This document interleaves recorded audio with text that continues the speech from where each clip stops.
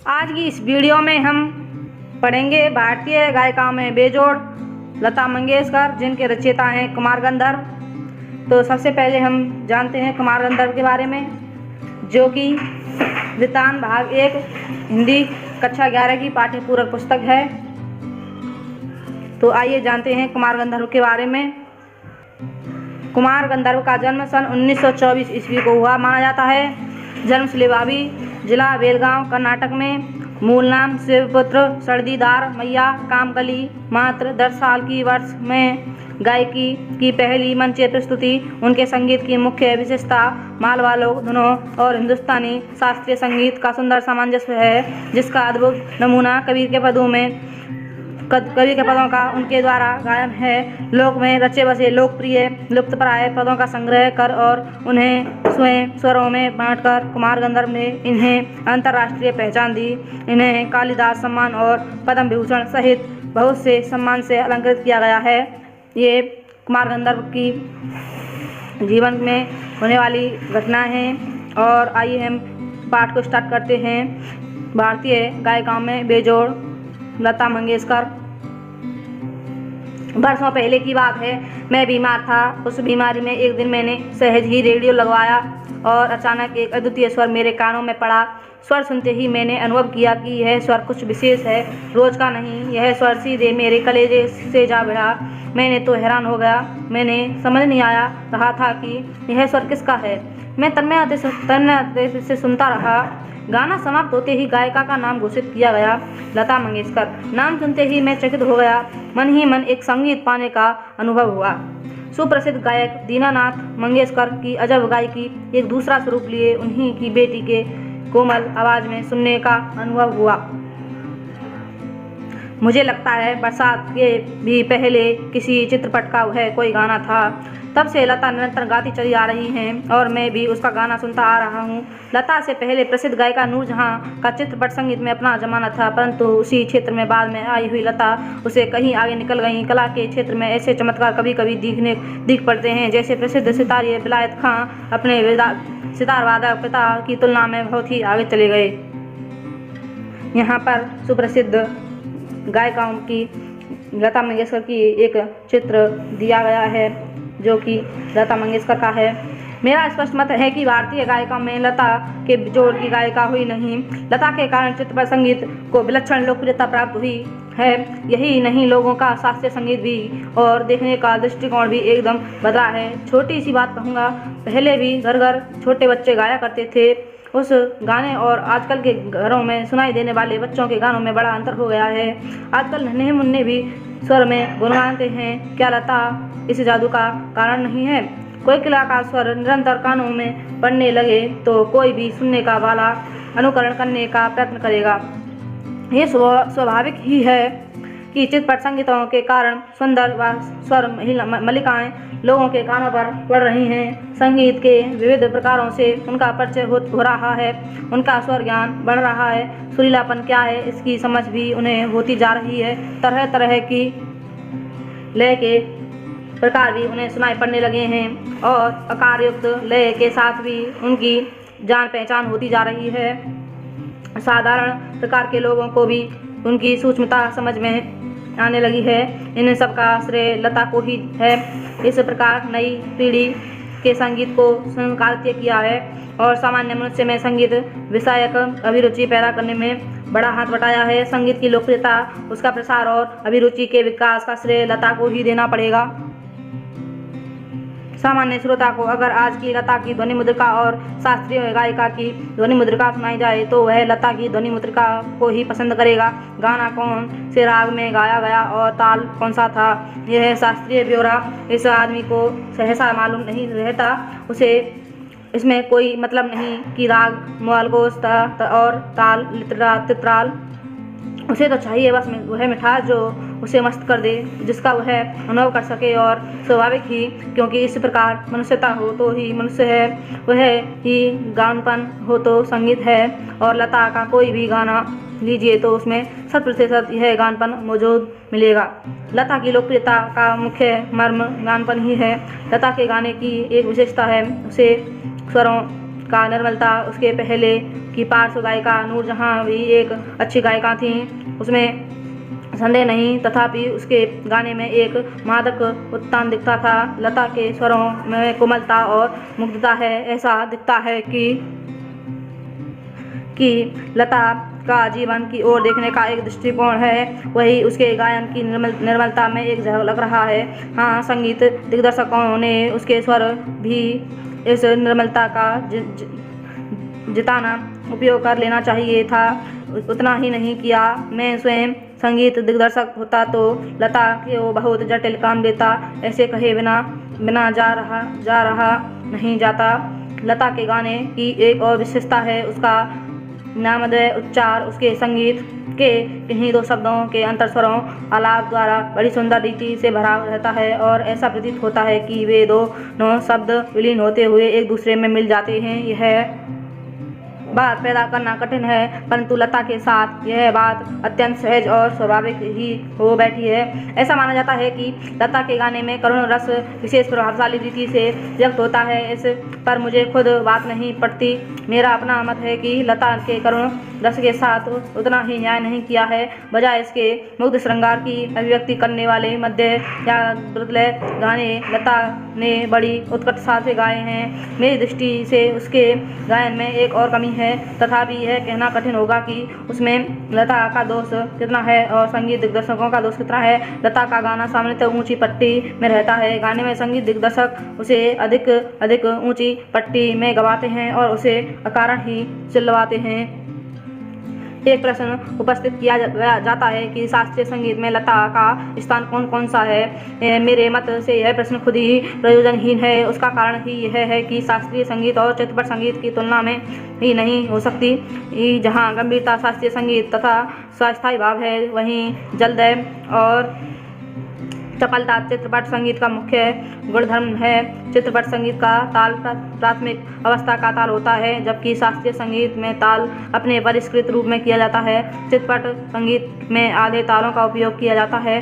उसकी लयकारी बिल्कुल अलग होती है, आसान होती है। यहाँ गीत और आघात को ज़्यादा महत्व दिया जाता है, सुलभता और लोच को अग्र स्थान दिया जाता है। तथापि चित्रपट संगीत गाने वाले शास्त्रीय संगीत को उत्तम जानकारी देना होना आवश्यक है, और यह लता के पास निसंशय है। 3-3.5 मिनट के गाए हुए चित्रपट के किसी गाने और एक आध खानदानी शास्त्रीय गायक कोई 3-3.5 घंटे की महफिल, इन दोनों में कलात्मक और आनंदात्मक मूल्य ही एक है, ऐसा मानता हूँ। किसी उत्तम लेखक का कोई विस्तृत लेख जीवन के रहस्य का विशद पूर्ण रूप वर्णन करता है, तो वहीं रहस्य छोटे छोटे सुभाषित या नहीं नन्ही सी कहावत में सुंदरता और परिपूर्णता से प्रकट हुआ ही दृष्टिगोचर होता है।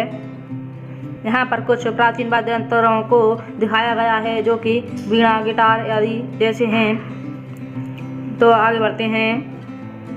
उसी प्रकार 3 घंटों की रंगदार महफिल का सारा रस लता की 3 मिनटों की ध्वनि मुद्रिका में अवस्थित किया जा सकता है। उसका एक गाना पूर्ण संपूर्ण कलाकृति होता है।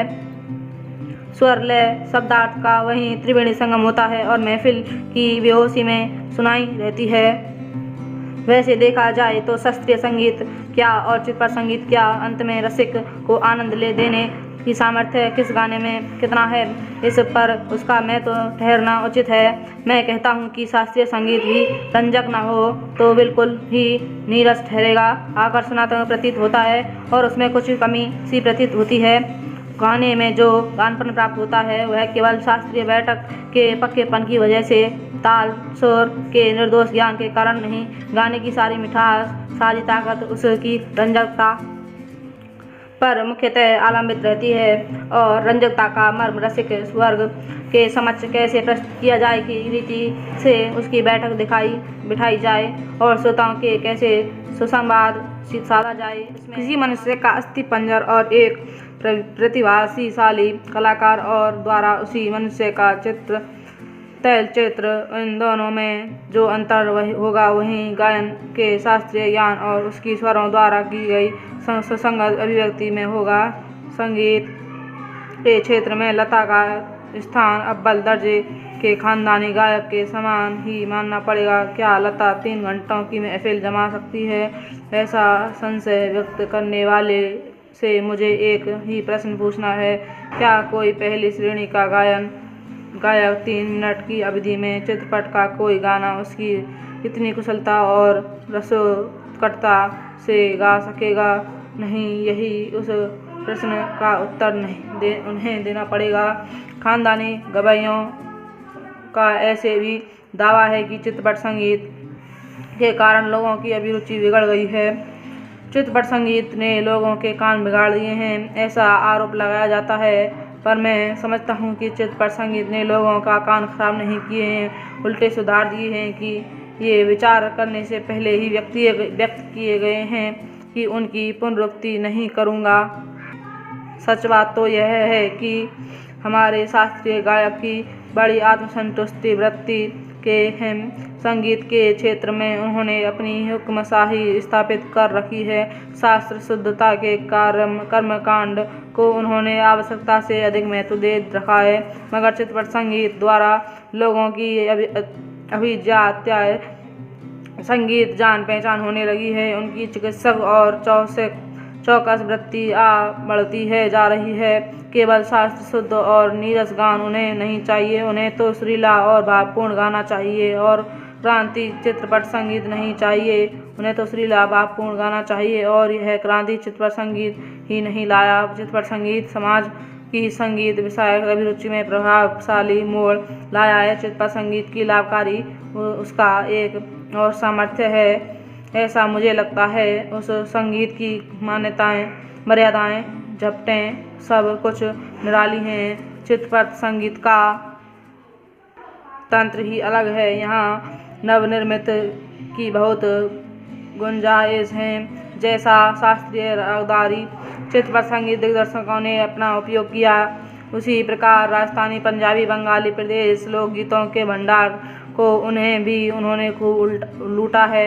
यह हमारे ध्यान में रहना चाहिए। धूप की बैठक कौतुक करने वाले पंजाबी लोकगीत, रूच और निर्जल राजस्थान में पर्जन्य की याद दिलाने वाले गीत, पहाड़ों की घाटियों, खारों प्रतिनिधित्व की होने वाले पहाड़ी गीत, ऋतु चक्र समझाने वाले और खेती के विविध कामों का हिसाब लेने वाले कृषि गीत और ब्रजभूमि में समाविष्ट सहज मधुर गीतों का अतिशय मार्मिक व रसानुकूलन उपयोग चित्रपट क्षेत्र के प्रभावी संगीत दिग्दर्शकों ने किया है और आगे भी करते रहेंगे। थोड़े मैं कहूँ तो संगीत का क्षेत्र ही विस्तीर्ण है। यहाँ वहाँ जब अब तक अनिश्चित, अनुसंधानित और अतिपूर्ण ऐसा खूब बड़ा प्रांत है, तथापि बड़े जोश से इसकी खोज और उपयोग चित्रपट लोग करते हैं चले आ रहे हैं। फलस्वरूप चित्रपट संगीत दिनों दिन अधिक विकसित होते जा रहा है। ऐसे इस चित्रपट संगीत क्षेत्र का लता अभिव्यक्ति साम्राज्ञी है और भी कोई पार्श्व गायिकाएं हैं, पर लता की लोकप्रियता इन सभी से कहीं अधिक है। उसकी लोकप्रियता, उसके शिखर स्थान अचल हैं। बीते अनेक वर्षों से वह गाती आ रही है और फिर उसकी लोकप्रियता अबाधित है। लगभग आधी शताब्दी तक जनमन पर सतत प्रभुत्व रखना आसान नहीं है। ज़्यादा क्या कहूँ, एक राग भी हमेशा टिका नहीं रहता। भारत में कोने कोने में लता का गाना जा पहुँचे, यहाँ की प्रदेश में भी उसका गाना सुनकर लोग पागल हो उठे। यह क्या चमत्कार नहीं है? और यह चमत्कार हम प्रत्यक्ष देख रहे हैं। ऐसा कलाकार शताब्दियों में शायद एक ही पैदा होता है। ऐसा कलाकार आज भी सभी के बीच है। उसे अपनी आंखों के सामने घूमता फिरता देख पा रहे हैं। कितना बड़ा ही हमारा भाग्य। तो आज का यह अध्याय यहीं पर समाप्त होता है। तो मिलते हैं इसके अगले नेक्स्ट वीडियो में, नेक्स्ट पार्ट में। वितान भाग 1 कक्षा 11 के लिए हिंदी पाठ्य पूरक पुस्तक। यदि वीडियो अच्छा लगा हो तो लाइक करें, शेयर करें, कमेंट करें और सब्सक्राइब तो बिल्कुल ही कर दें और बेल आइकन को प्रेस जरूर कर दें, क्योंकि मेरी हर एक वीडियो आप तक जरूर पहुंच सके। धन्यवाद।